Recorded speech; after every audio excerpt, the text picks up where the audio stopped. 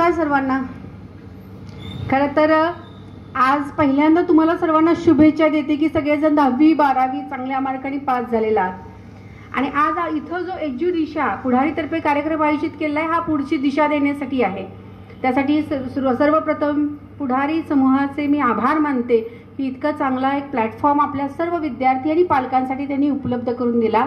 आणि या कार्यक्रमासाठी इथं व्यासपीठावर उपस्थित असणारे या पुढारी समूहाचे सन्माननीय पाटणे सर, त्याचबरोबर माझ्या सहकारी शिक्षणाधिकारी कोळेकर मॅडम माध्यमिक, आणि इथं उपस्थित असणारे संजय घोडावत इन्स्टिट्यूटचे आणि इतर इन्स्टिट्यूटचे सर्व सन्माननीय, तुम्ही उपस्थित असणारे सर्व पालक आणि विद्यार्थी.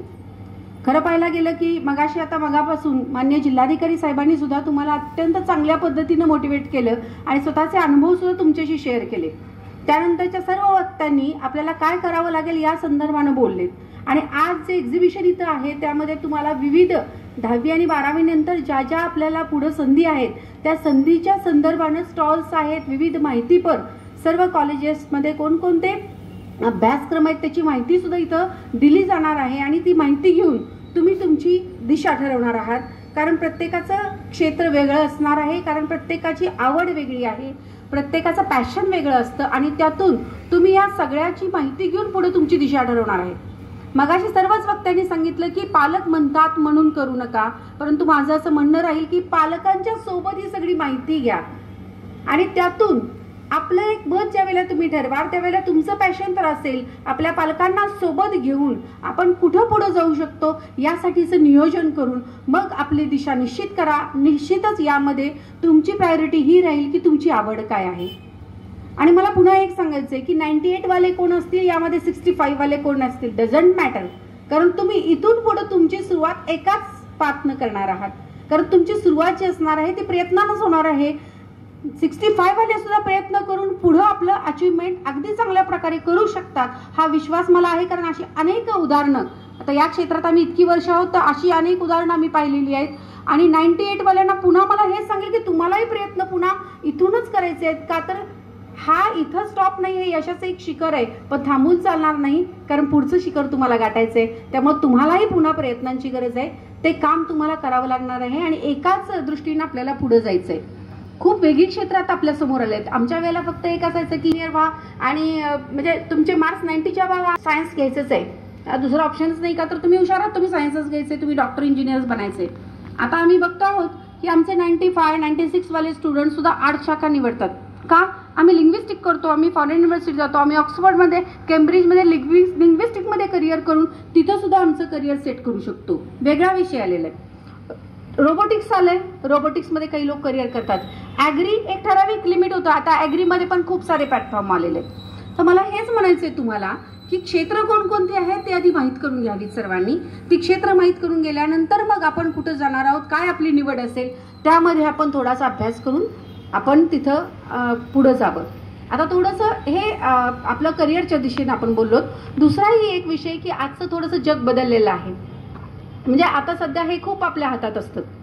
व्हॉट्सअप असेल, फेसबुक असेल, गुगल असेल, सगळ्यावरती आपण सगळेजण आहोत. तर मला हेच म्हणायचं की याचा उपयोग चांगल्यासाठी विद्यार्थ्यांनी करावा. म्हणजे करिअर आता निवडायचं आहे तर हा एक प्लॅटफॉर्म उपयोगी आहे. आभासी जगात जगणं हे काहीच उपयोगाचं नाहीये. त्यामुळं त्या आभासी जगात न हरवता याच टेक्नॉलॉजीचा उपयोग आपल्या करिअरसाठी, आपल्या चांगल्या पुढच्या भवितव्यासाठी आपल्याला करता येऊ शकतो आणि त्यासाठीच करावा, इतर गोष्टींसाठी करू नये. कारण दिसणं महत्त्वाचं नाहीच आहे, तुम्ही असणं आणि ते चांगलं असणं हे जास्त महत्त्वाचं आहे. आणि याच्यावरती बऱ्यापैकी आपल्याला दिसतं की कुठं गेलो, मी चांगला ड्रेस घेतला की पहिलं माझं प्रायोरिटी काय, त्याचा फोटो काढून मी स्टेटसला ठेवलं पाहिजे. म्हणजे मी घालून मी कसा दिसतो आरशात हे बघणं नंतर, पहिल्यांदा माझ्या मैत्रिणींना मला दाखवायचं की मी हे घेतले. तर ह्या दिसण्याच्या नुसत्या दाखवण्याच्या जगात हरवू नका बाळांनो. आपल्याला असणं महत्त्वाचं आहे. तर असण्यासाठी मग आपण काय काय करणार, तर आपलं करिअर निवडणार, आपण प्रयत्न करणार, आपण अभ्यास करणार, आपले मित्र सर्कल चांगलंच असणार, आपल्या चर्चा चांगल्याच होणार, आपल्या घरातल्या पालकांशी आपला संवाद क्वालिटीचा असणार. आणि त्यासाठी पालकांना नम्र विनंती की विद्यार्थ्यांशी, आपल्या पाल्यांशी, आपल्या मुलांशी संवाद आपला जास्तीत जास्त कसा राहील यासाठी आपले प्रयत्न असायला हवेत. आणि त्यासाठी मग प्रत्येक विद्यार्थ्यानं किंवा मुलीनं मुलानं आपल्या आईशी जे बोलायचे की मला आई असं वाटतं किंवा मला बाबा असं वाटतं, हे बोलावं. हे बोलण्यासाठी पालकांनीही तेवढाच वेळ द्यावा आणि या संवादातूनच आपल्या या भविष्याचा पाया आत्मविश्वासपूर्वक आमचे विद्यार्थी निश्चित पार करू शकतील, हा मला विश्वास आहे.